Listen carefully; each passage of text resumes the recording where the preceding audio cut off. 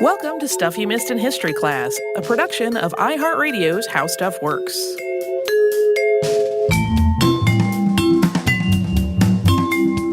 Hello and welcome to the podcast. I'm Tracy V. Wilson. And I'm Holly Fry. And it's time for some Unearthed in July. Unearthed is a perpetually growing beast.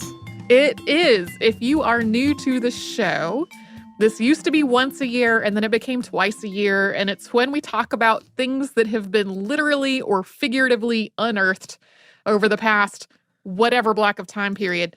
It has been for a bit, first half of the year, second half of the year. But this July, there were so many cool things to talk about, way more cool things than even could fit into a two-part episode.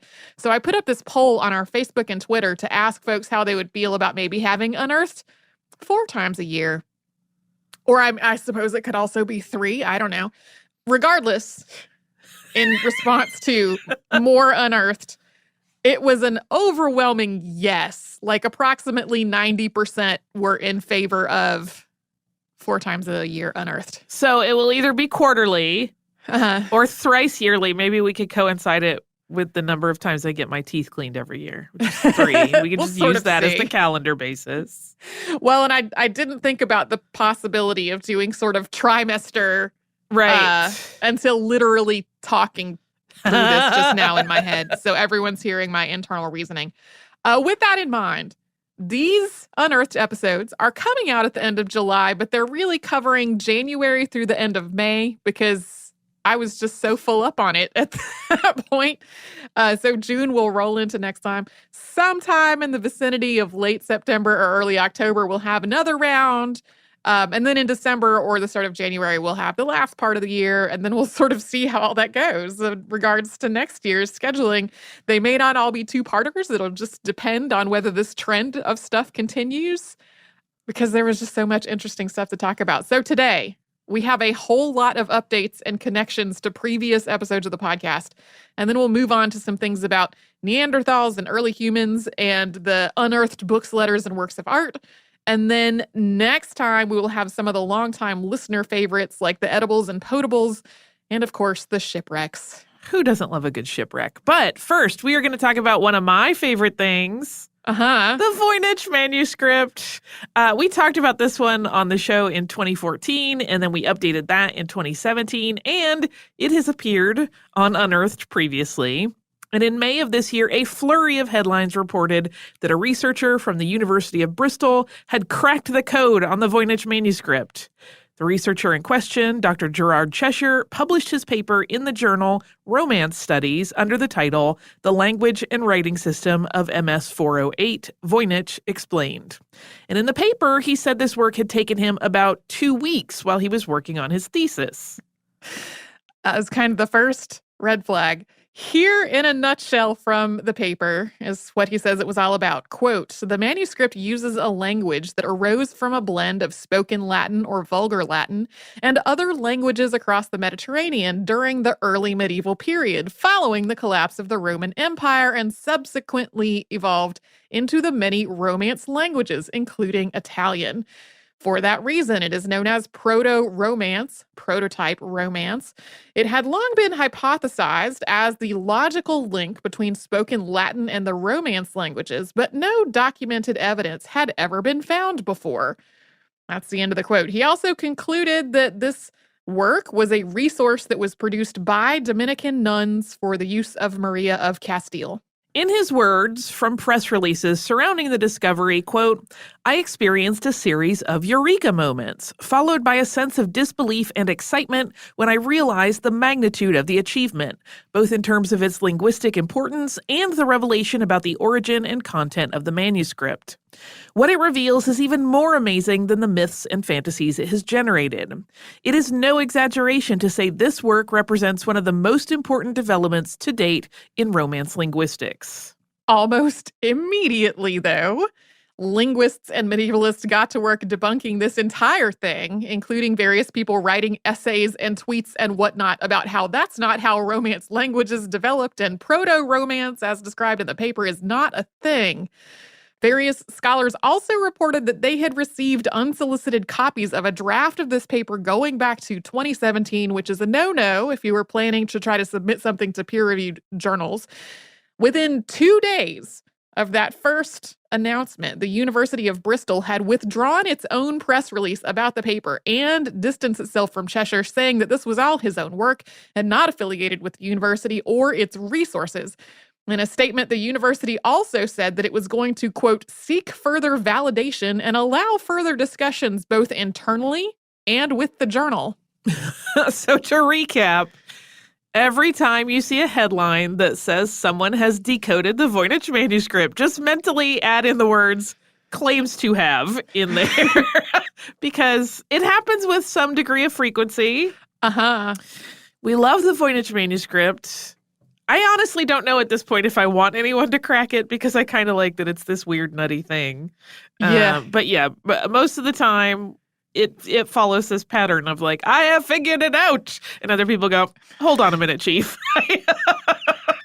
Well, especially when somebody's like, I have figured it out. And it took me 2 weeks. Right. And people I just are like, casually did it on the side. So also from the land of claims to have, the latest news on Amelia Earhart, very surprisingly to me, did not come from the International Group for Historic Aircraft Recovery, which is usually who is publicizing various alleged Earhart findings. In 2018, members of a team known as Project Blue Angel traveled to Buka in Papua New Guinea to study a possible crash site. They conducted a lot of underwater measurements of what may be her crashed airplane, and they also found a flat piece of glass that might be a lens from a plane. In January of this year, these findings made news because they launched a GoFundMe to pay for another expedition to do further study. As is pretty much always the case, this story floated around with a lot of they found it type headlines, similar to the Voynich manuscript, but this is still unconfirmed, and one of many hypotheses about exactly what happened to Earhart. Our episode on her disappearance came out in 2009, and that was updated in 2012, and Amelia has also made lots of unearthed appearances. Yeah, it's almost an every time thing, or at least it's like a now for the Amelia Earhart segment. Previous hosts of this podcast did episodes on the Bronte family back in 2012, and this year, an unidentified woman, at least I have not figured out who exactly she was, showed up to Antiques Roadshow in North Wales with a ring containing a lock of Charlotte Bronte's hair. Everybody involved with looking at it was like, I have no reason to doubt that this is what it is.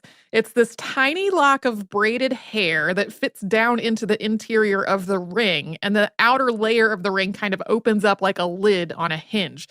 The inscription on the inside of the ring has Charlotte Bronte's name and the year of her death, and that was 1855. Anne Densdale, who's the principal curator of the Bronte Society and Bronte Parsonage Museum, implied that that museum might be willing to purchase that ring if they had sufficient funds. I think the Antiques Roadshow people were like, this is worth maybe £5,000, but since it's Charlotte Bronte's, it's worth £22,000. Right. Maybe not pounds, maybe euros. I don't know. I don't remember what the dollar measurement they were using was. Right. Shifting gears a little bit, a ram-headed sphinx was unearthed in Egypt, dating back to King Tut's grandfather, Amenhotep III. It is unfinished, and it was found in a carving workshop near Aswan. And the reasons for its lack of completion are not clear. It is possible that it was just basically a canceled order with work on it stopped when Amenhotep died. Amenhotep III has come up on previous episodes on King Tut and Hatshepsut. That last one was really recently. To move on, in May, Fulton County, Georgia District Attorney Paul Howard announced that he was reopening the case into the 1913 murder of Mary Fagan, which past hosts of the show covered in 2011. Leo Frank was her supervisor at the National Pencil Company, and he was convicted of the crime. He was then lynched after his sentence was commuted in 1915. And in the years since then, the general consensus has been that the culprit was really a man named Jim Conley, who was a janitor and was the prosecution's key witness. There have been several attempts to clear Frank's name in the decades since all this happened. This re-examination is thanks to a newly established conviction integrity unit, which will look at previous cases with questionable outcomes and make recommendations to the DA about which may need to be evaluated. District attorneys around the U.S. have been creating these units to try to exonerate people who are wrongly convicted and to try to prevent similarly wrongful convictions in the future. A ruling on this particular case is expected sometime next year. In another reopened case, authorities in Russia have reopened the case into the Dyatlov Pass incident, which we talked about on the podcast in October of 2014. This was a group of students from Ural Polytechnic Institute who died in 1959 under very strange circumstances. Their tent was sliced open, several of them had head wounds, and many of their bodies were found in their underwear and without any shoes on. An investigation was opened at the time, but it closed after about 3 months with the disaster attributed to spontaneous power of nature. According to Alexander Kurinoy of the Prosecutor's General Office, the newly reopened investigation is not totally open-ended. It will try to determine whether their deaths were the result of an avalanche, a snow slab, or a hurricane. So this case was reopened in February, and an expedition was planned to the site for shortly thereafter. We haven't gotten updates into any new developments since the announcement came yet. In one of 2014's Unearthed episodes, we talked about a 19th century Winchester rifle that had been found just leaning on a juniper tree in Great Basin National Park, where it had been for who knows how long. Authorities ultimately determined it had been made in February 1882. Now they have put it through a conservation process and given it a new permanent home in the park visitor center. The juniper tree that it had been leaning on was later destroyed, unfortunately, in a wildfire. And in our last update before we take a quick break, there is still a lot of discussion happening about the proposed exhumation and reburial of Francisco Franco, who we talked about last December. Initially, this exhumation was scheduled for June 10th of this year, but in January, the prior at the Valley of the Fallen, where he's buried, said that he would not allow that to happen. This is a developing story, and it would be weird to just leave it at that. So here are the latest updates up through the day we're recording this episode. On June 4th, Spain's Supreme Tribunal suspended the exhumation plans, saying that the Franco family had the right to appeal the decision. Then in July, Renzo Frattini, who was the Vatican's ambassador to Spain, criticized the exhumation plan, saying, quote, "Honestly, there are so many problems in this world and in Spain. Why resuscitate him? I am saying they have resuscitated Franco. Leaving him in peace would be better. God will judge him. Remembering something that has provoked a civil war does not help to live better." This prompted the Spanish government to formally complain to the Vatican. That's actually the only exhumation we've got for these mid-year Unearthed episodes. Apart from possible exhumations around the Hartford Circus fire, which we recently talked about on a Saturday Classic, my exhumation Google alert wasn't particularly productive January through May. So maybe there will be more of that later in the year. We've just talked about a lot of things, though. So we're going to take a quick sponsor break before we have even more updates.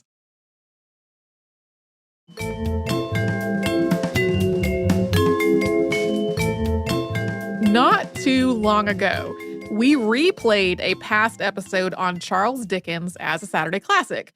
That previous episode referenced him supporting 2 households, and previous hosts Sarah and Deblina hinted that they would talk more about that in a future podcast.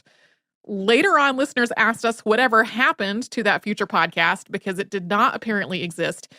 It turned out that it had never been made just because of a basic lack of information, but we were able to find a few tidbits about Dickens having a long-term affair with another woman while separated from his wife, but not divorced from her, and basically supporting both of those households. We thought that was probably what Sarah and Deblina were referring to.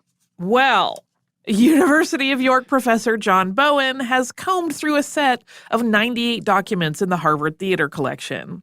It doesn't appear that anyone had carefully gone through or analyzed these letters before Bowen got to them, and he wrote about what he found in February.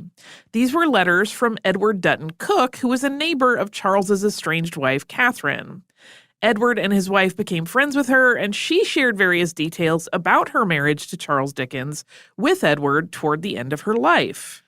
Edward did not keep this information, which was pretty personal. private. He put all kinds of details about it in letters to his friend William Moy Thomas. These details included the fact that Dickens apparently tried to have his wife committed to an asylum so that he could carry on this relationship with another woman. In Bowen's words, quote, "This is a stronger and more damning account of Dickens's behavior than any other." Their drama lives on. An expedition to Antarctica to try to find the remains of Shackleton's ship Endurance set off early this year. But on February 14th, the team announced that they had abandoned the search and they were headed back home to avoid the risk of being trapped by ice. The Endurance itself had been crushed by ice in 1915. Our episode on Shackleton's race to the South Pole is from way back in 2010. Yeah, Holly and I, not part of that episode, Nope. But it does exist. Previous hosts also did a podcast on Cahokia back in 2011, and in a paper published in Proceedings of the National Academy of Sciences this February, researchers documented the connection between human feces from the site and the population of Cahokia and environmental changes that were going on like droughts and floods. To do this, they studied sediment layers from Horseshoe Lake, which is adjacent to Cahokia. As people defecated in Cahokia, runoff would have carried their feces to the lake, where they became part of the lake bed's layers of sediment. And they extracted cores of this sediment to study those layers. What they found was that the human waste and the products associated with them and these layers corresponded to known increases and decreases in Cahokia's population and its eventual abandonment around 1400. And they also found connections between all these population changes and environmental factors like droughts and floods. There's also a new book out on Cahokia this year called Feeding Cahokia, Early Agriculture in the North American Homeland, and that's written by Gail Fritz. And in a press release about the book, she was quoted as saying, "It's clear that the vast majority of Cahokia's farmers were women, and it's likely that their critical knowledge of domesticated crops and wild food plants would have earned them positions of power and respect at every level of society." Yeah, that's not the only new book about Cahokia this year, but that one particularly caught my attention because it really is sort of rethinking what has typically been understood about like the stratification of society in Cahokia and who was at what level. A professor in University College Cork has examined a 16th century administrative manual that's been passed down through a local family. And it turns out that part of the binding of this book is made from a 15th century Irish translation of the Canon of Medicine by Ibn Sina, who is more commonly known among English speakers as Avicenna. It was not at all unusual for bookbinders to reuse parts of other books in their bindings because vellum and other bookmaking materials were very expensive. So bookbinders reclaimed things from old books whenever they could. But this particular translation of the Canon of Medicine is previously unrecorded in Irish medical history. Our episode from Avicenna is from back in 2014. Yes, I don't know that we've ever talked about it on the show, but one of my jobs that I used to have was working in a college library, repairing the book collection as needed so it could stay in circulation. And I often encountered things that were made of other books.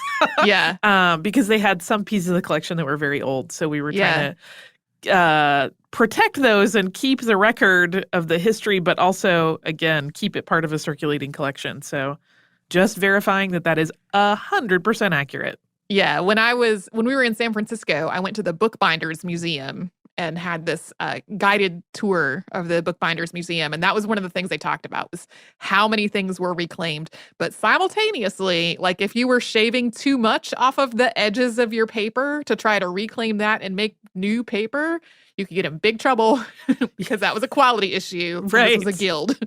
Yeah. I legitimately, this sounds like something I would be saying facetiously. Legitimately, like the history of bookbinding is fascinating, even though there aren't a lot of like big moments in it. There are just a lot of different practices that shifted over the years that have their own unique flavor and impact on like the way the industry worked going forward. Maybe one day we'll do an episode on that. It might be tricky.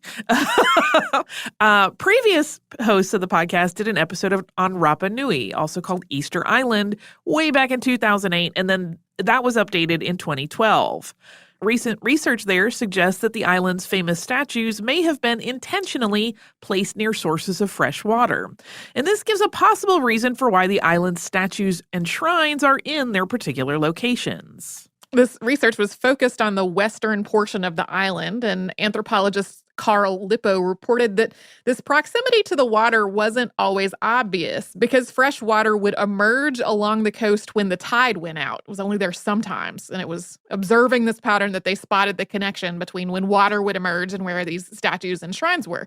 The team is hoping to expand their research to include the rest of the island as well. In other Easter Island news, Norway announced a plan to return thousands of artifacts, including the bones of Rapa Nui people. Those had been removed from the island in the 1950s by Thor Heyerdahl. And Heyerdahl is most known for the expedition aboard Kon-Tiki, which was meant to demonstrate that people from South America could have settled the Polynesian islands.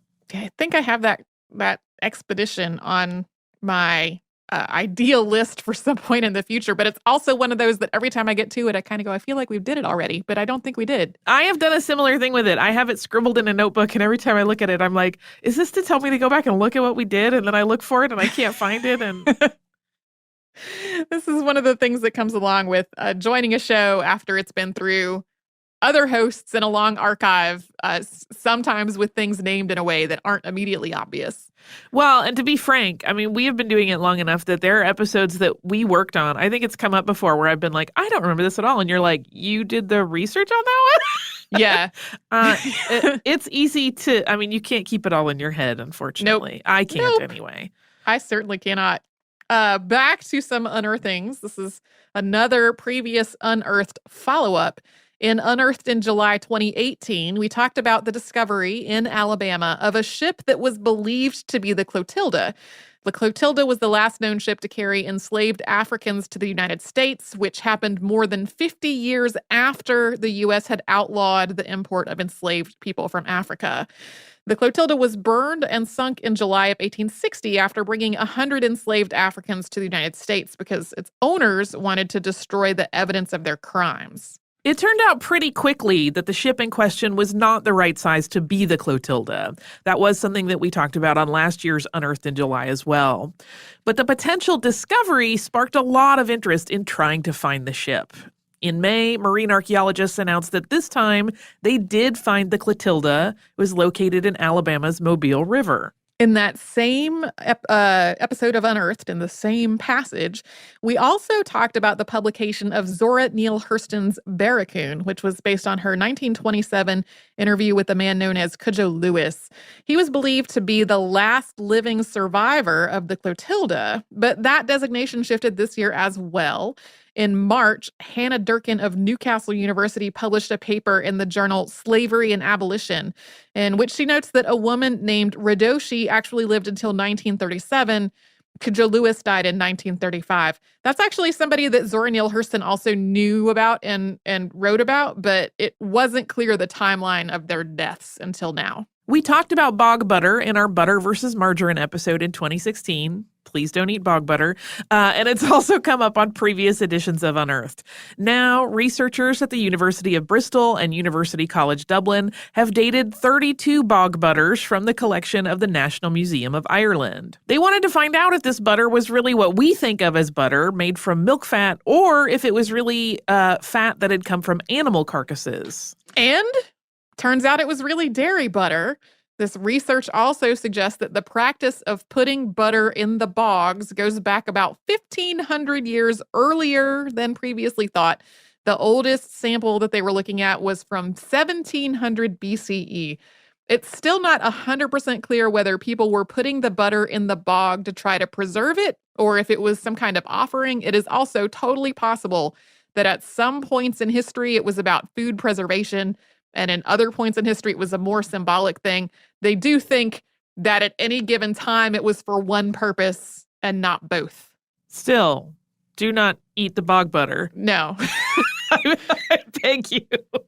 We're going to talk next time about people tasting some things that had been unearthed. So just want to reiterate that. In 2016, we did an episode on the Crescent Hotel in Norman Baker, and this year, excavation work at the hotel unearthed more than 400 glass bottles and other glass vessels that date back to when the property was Baker Hospital and Health Resort. These bottles appear to have been used to store tumors and other specimens that had been removed from patients preserved in alcohol. Mike Evans, station assistant archaeologist, noted that the bottles that they found looked identical to ones shown in advertisements for the hospital/resort. More than 20 bottles found still contain what looks like tissue, although it is not clear whether they are real human specimens or if they're some kind of prop. Yeah, it could have been either. Subsequent owners of the property, after it was this hospital/resort, had been told that all those old specimens had been taken to the dump. They interpreted that as meaning some kind of dump facility elsewhere rather than just being behind the building. Yeah, there are so many sort of skin crawly questions. Yeah. But there it is. We also have a few one-sentence updates of a collection of random episodes. So here we go. Poems by Bonnie Parker and Clyde Barrow, along with notebooks and photos, were auctioned off by Heritage Auctions in Dallas on May 4th. The photo of Harriet Tubman as a young woman, which we have talked about previously, went on display at the Smithsonian's National Museum of African American History and Culture. Producer Casey and I got to see that earlier this year. Sarah Birmingham, executive producer of the podcast Making Gay History, unearthed previously unaired audio of past podcast subject Bayard Rustin, which became part of the podcast's 4th season. And the last survivor of the Doolittle raid, Richard Cole, died on April 9th at the age of 103. After all of that, because that also was a lot, we are going to take a quick break and then move on to some non-episode update, Unearthed.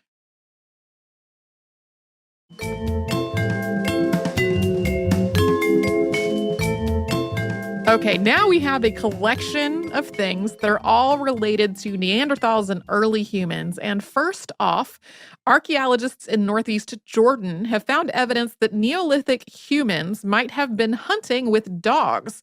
They came to this conclusion by studying the dog's presence at an archaeological site known as Shubekwa 6, and that dates back to about 11,000 years ago. The dogs seem to have been kept in an area mostly around the edges of the settlement, but also were just allowed to roam around through everything. The inhabitants of Shubekwa 6 used hares for food and used their bones to make beads. And there's an uptick in how many hares were present at the site, which coincides with when the dogs got there. So the team's conclusion is that either people were using dogs to help them hunt hares, or perhaps the people and dogs were hunting hares together, with the people using the dogs' hunting patterns to help their own hunt. In other news, modern-day javelin throwers have helped a team of researchers look into whether Neanderthals had the ability to throw spears to hunt large animals from a distance. The team from University College London made replica spears using hand tools that were modeled after hand tools used at the time. The models for the spears were a set of 10 well-preserved throwing spears that had been excavated in the 1990s. 6 javelin athletes took their turns with these throwing spears and were able to hit a target from up to 20 meters away, which was twice as far as the researchers thought they could be thrown. And this all adds to the growing body of evidence that Neanderthals were probably a lot smarter and more adept than they have generally been given credit for. Yeah, we have just had a series of Neanderthal-related things over the years, which all kind of contradict the perception that maybe they were stereotypical cavemen. Right. Now when someone uses that word as an attempted slur or insult, someone can come back with, like, yes, my javelin skills are on point. On that same note, according to research that was published in Science Advances, both Neanderthals and early humans were probably pretty good at hunting small, fast-moving game. They came to this conclusion by studying animal bones in what is now southeastern France. It was already pretty well established that these populations hunted larger, often slower-moving animals like deer, bison, and horse. But it also looks like they were able to hunt rabbits, which might have helped them survive when larger game was more scarce. Yeah, this kind of connects back over to the dogs and hares being or the dogs helping with the hare hunting, which is more about early humans than about Neanderthals. So, moving on to the art, books, and letters. In January, the New Yorker reported on a lost story by Sylvia Plath, which Plath wrote in 1952 while attending Smith College. However, the Indiana University Lilly Library had a different take on this report. In a short Twitter thread, they explained that this story was in their collections and listed in the finding aid. This thread ended with, quote, in parentheses, whispers, "You know, when materials are in libraries and archives, they are actually the opposite of lost." Also it was there in the library, but in this case, it actually was kind of lost territory. Michael Richardson of the University of Bristol Special Collections Library found a set of 13th century Old French parchments tucked into some 16th century books. These texts include lots of names from Arthurian legends, and they're believed to be part of the Vulgate cycle or Lancelot Grail cycle, which was one of Sir Thomas Malory's likely sources for Le Morte d'Arthur. So yeah, they knew about these 16th century books, but were surprised at the 13th century inclusion. And the books that the fragments were found in have their own history as well. They are a 4-volume set of works by French poet and reformer Jean Gerson.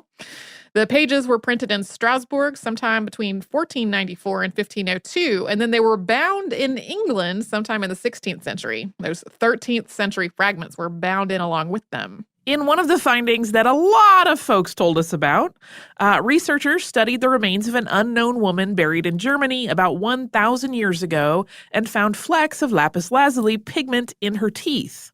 Logical conclusion: she was an artist who worked in manuscript illuminations and used her mouth to make the tip of her brush have a fine point.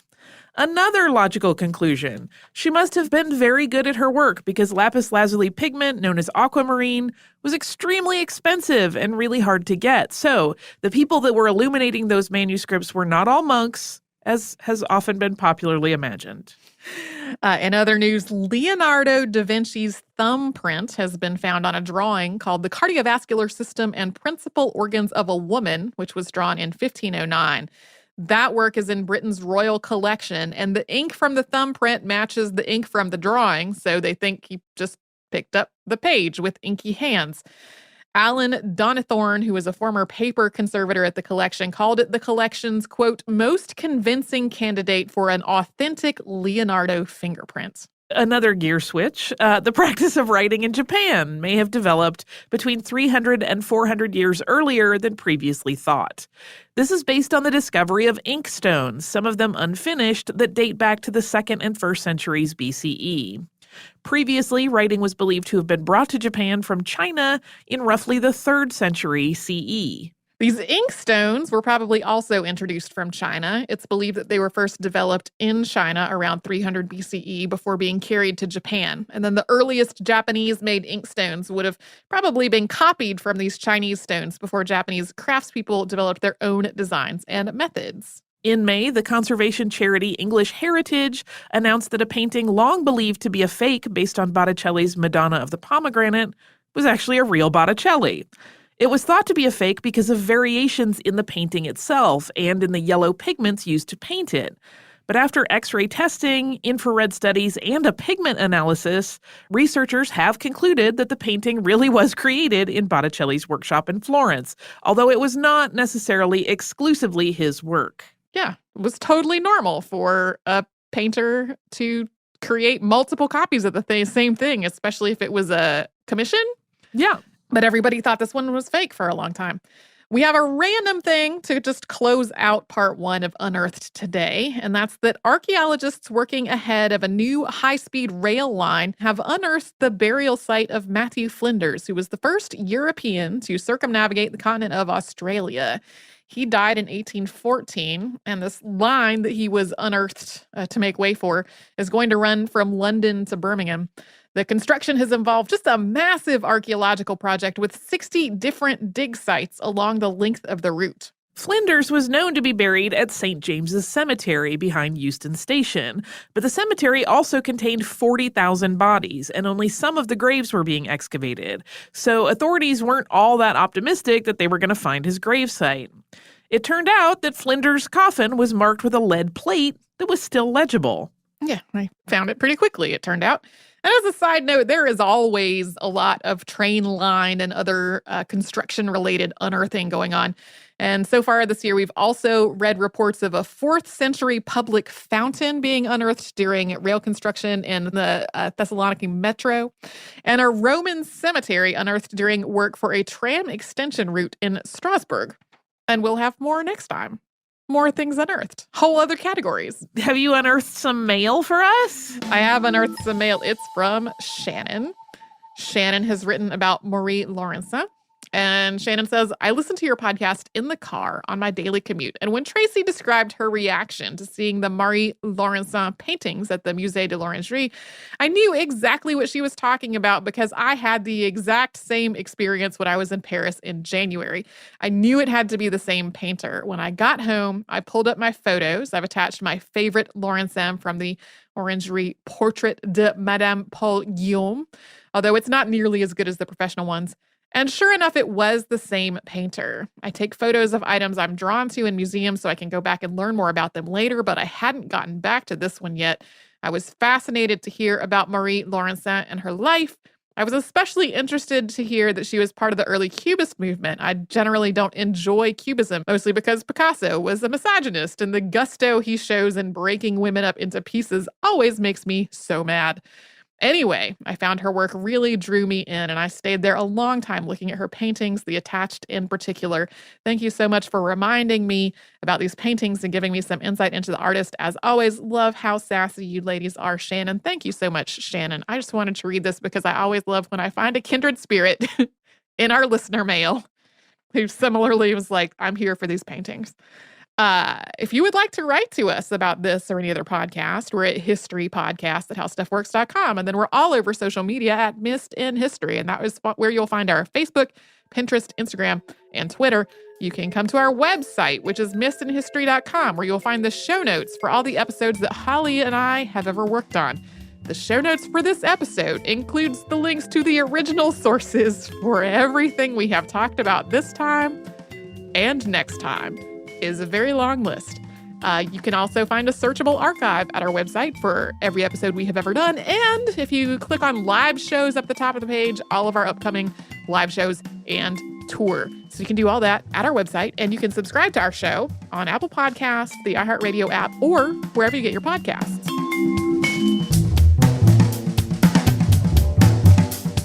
Stuff You Missed in History Class is a production of iHeartRadio's How Stuff Works. For more podcasts from iHeartRadio, visit the iHeartRadio app, Apple Podcasts, or wherever you listen to your favorite shows.